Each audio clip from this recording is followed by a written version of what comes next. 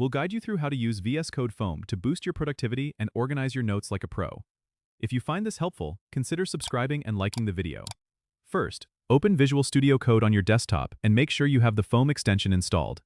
If not, you can easily get it from the Extensions Marketplace by searching Foam and clicking Install. Once that's done, you'll need to create a new Foam workspace.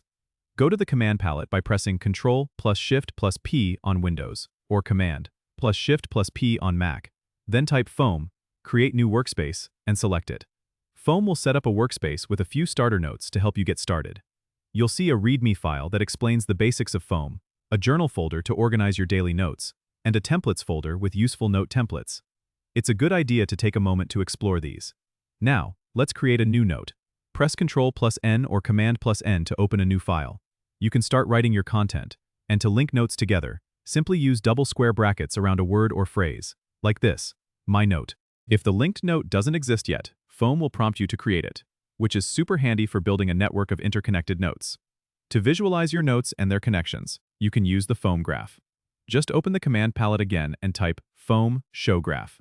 This will give you a visual representation of how all your notes are connected, making it easier to navigate through your ideas and information. Remember, Foam is all about making information more accessible and interconnected, so take advantage of its features to streamline your note-taking process.